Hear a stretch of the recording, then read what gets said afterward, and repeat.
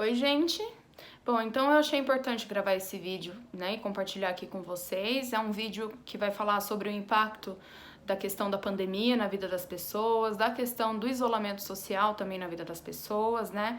Eu vou caracterizar algumas questões que são esperadas, de reações que as pessoas vêm tendo, e algumas questões que a gente pode entender como algo que está um pouco mais acima do que a gente espera que uma pessoa reaja, né? Um sinal que a gente espera que uma pessoa tenha. Então, tem algumas pessoas que têm sintomas e sinais um pouco mais exagerados, exacerbados do que outras pessoas, do que a maioria das pessoas. Então, eu vim falar justamente disso. Como que a gente diferencia isso, né? Porque é muito importante. Tanto para o sofrimento psíquico daquela pessoa, quanto para a gente conseguir ajudar ela também, né? A gente conseguir fazer com que ela perceba que tem alguém que tá entendendo o que ela tá dizendo, que tá acolhendo o sofrimento dela. Bom, o que é o esperado? A gente está vivendo uma situação trágica, né? Uma situação que ninguém viu antes, ninguém passou por isso antes, uma situação paralisante, uma situação até então desconhecida por todo mundo, uma situação que precisou que o mundo inteiro parasse, se isolasse, uma situação diferente. Ninguém nunca viveu isso antes e é algo normal que a gente reaja com o quê? Com sinais de medo, preocupação com o futuro, né? Às vezes até uma pontinha aí de tristeza, né? Às vezes de raiva também pode acontecer. Sinais de ansiedade, é natural. É natural frente a algo que realmente está acontecendo. É um perigo real o que a gente está passando. É um perigo real, né? Agora, o que a gente pode entender aí como algo que já está fugindo um pouco do esperado, e do que a gente consegue perceber que a maioria das pessoas tem. Aquela pessoa, em específico, que começa a ter sintomas de pânico, por exemplo. Ela começa a sentir taquicardia, falta de ar, as extremidades, né, os pés e as mãos gelados, suando, ela começa a ter insônia, ela começa a ter pensamentos automáticos e preocupações excessivas com o que está acontecendo. Então começa a vir pensamento do tipo assim, eu vou morrer, ou alguém da minha família vai morrer, ou eu vou entrar numa crise financeira tão grande que eu não vou mais ter dinheiro para comer, eu vou ter que arrancar meus filhos da escola, começa a virar uma bola de neve dentro da cabeça dela que ela paralisa. É uma situação paralisante. Ela já não consegue mais viver, ela já não consegue mais conversar sem tocar nesse assunto. O tempo inteiro ela só falando disso, a gente começa a perceber que a pessoa só fala disso. E traz muita angústia nela, né, falar disso. Ela tá colocando pra fora muita angústia. Isso é um sinal pra gente ficar meio em alerta aí se tá dentro do esperado ou se essa pessoa tá começando a entrar num sofrimento psíquico, tá? Outro sinal esse do pânico, né, que pânico é diferente de medo. Medo é aceitável, mas quando a pessoa começa a entrar em pânico, a gente já tem que olhar com mais cautela, com mais cuidado. Outro sinal é a ansiedade extrema. Então a pessoa começa a ficar muito ansiosa, coisa que ela não era antes. Por exemplo, começa a comer compulsivamente, come, às vezes chega a comer tanto que ela vomita. Enquanto ela não vomitar, ela não para de comer. Isso caracteriza uma compulsão alimentar. E compulsão alimentar tá dentro dos transtornos ansiosos, né? Então a gente também pode entender isso como algo exagerado, que a pessoa começa a ver que ela tá passando por um momento, que o mundo, né, tá passando por um momento tão péssimo, tão horrível, que é o jeito dela lidar com isso. O jeito dela lidar é descontando na comida. É a única fonte de prazer que ela começa a perceber que ela tem. Então, come. Outra pessoa que dorme o dia inteiro. Então, a pessoa começa a dormir o dia inteiro. Ela não quer falar com ninguém, ela não quer ver televisão para não saber das notícias, ela não quer mexer mais no celular, mas ela dorme o dia todo. É aquela pessoa que fica na cama, você entra no quarto, tá tudo escuro, a pessoa não tá dormindo, perdeu o prazer. Como se ela tivesse perdido o prazer em viver. Esse também é um sinal pra gente começar a ficar esperto se a pessoa não pode estar entrando aí numa depressão, né? Outra questão, que eu também falo muito isso para algumas pessoas, é aquela pessoa que contava algum fato ruim da vida dela, um fato que ela já passou que não foi legal, não foi agradável, com naturalidade antes. Então, assim, aquela pessoa que durante 30 anos da vida dela, ela contou disso com naturalidade, né? Ela sempre contava essa história, é uma história triste, né? Às vezes as pessoas se emocionavam de ouvir essa história, mas a pessoa contava isso com naturalidade. E hoje ela começa a contar isso e começa a chorar. Também é uma coisa pra gente pensar, opa, calma aí, né? Se ela contava isso a vida inteira e só agora ela começa a contar e tá começando a chorar e começa a se emocionar e começa a falar muito disso, será que é realmente isso que tá pegando? É por conta disso que ela tá se sentindo mal, que ela tá se sentindo triste?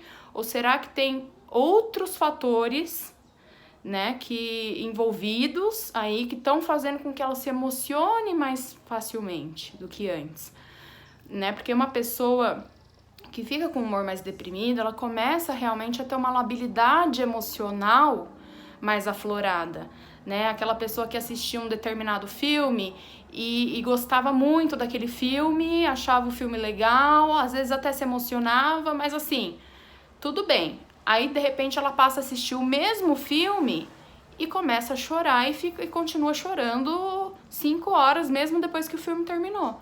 Ela não para mais de chorar. E ela fala, é porque aquele filme mexeu comigo, ou essa história mexe muito comigo. Mas assim, se a vida inteira ela assistiu esse filme específico, se a vida inteira ela contou essa história e só agora isso tá mexendo com ela, será que é isso mesmo? Ou será que a gente pode caracterizar isso aí como talvez aí um humor mais depressivo, algo além, né, que tá pegando aí nela, além disso, e a gente precisa ficar atento, né?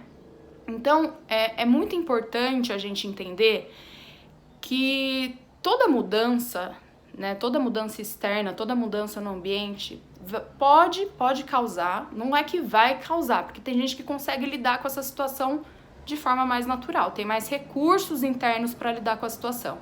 Mas pode causar em outras pessoas falta de recursos internos, falta de mecanismos de defesa, né? E aí o que acaba acontecendo? A pessoa, ela não sabe como lidar com a situação. Então ela se vê num mundo onde está acontecendo uma pandemia, onde as pessoas têm que se isolar socialmente, onde está todo mundo correndo um perigo real, que é se contaminar, né, pelo vírus, e ela não sabe lidar com isso. Ela começa a entrar em pânico, ela começa a ficar muito ansiosa, ela fica com o humor mais deprimido. Isso foi como se fosse um gatilho para os sintomas e os sinais que ela está apresentando agora, nesse momento que as pessoas estão percebendo que ela está diferente. Tá? Então, assim, não é que vem do nada, não é que foi do nada, não, mas o que pode acontecer é que realmente essa questão que a gente está vivendo pode sim ter sido um gatilho para essas coisas que ela está sentindo agora, né? Então é importante a gente conseguir entender que a diferença entre a gente estar passando por algum momento na nossa vida desagradável, que isso acontece na vida de todo mundo, está nos sinais e nos sintomas que a gente começa a apresentar, né? Uma coisa é a gente sentir insegurança, um medo, né? Tudo aquilo que uma preocupação, tudo aquilo que eu já citei. Outra coisa é isso parar a nossa vida, não pode. Começar a trazer sofrimento psíquico, começar a torturar, né, a gente, começar a fazer com que a gente só pense nisso o dia inteiro. Já pensou que tortura você ficar o tempo inteiro pensando que alguém vai pegar Covid na sua família e morrer? Seja você, seja sua mãe, seja sua avó, seja um filho, é muito angustiante. A pessoa realmente paralisa. Então, assim, é isso que a gente tem que ficar muito atento, tá? Muito atento, porque é aí que a gente tem que entrar com uma ajuda profissional, tá? Uma terapia, procurar ajuda aí de um psicólogo, tá bom? Para que ele possa avaliar melhor o que é que tá acontecendo e tomar as providências. Então, se você conhece alguém que tá passando por isso, se você conhece, tem algum amigo, um parente próximo, né? Observe se tá começando a ficar muito além, né? Se essas preocupações estão muito além do que a gente tá vendo o restante ter, né? A maioria das pessoas ter, né? E aí é hora de talvez aí procurar uma ajuda, ou até se você tá se sentindo assim, né? Se você começa a sentir que você não tinha essa preocupação antes, que tá muito exagerado, que você tá comendo muito, ou que tá com muito sono, tá dormindo demais, não tá tendo prazer em nada, não tá conseguindo dar vazão aí à sua energia, aos seus sentimentos, em outra coisa que te dê prazer.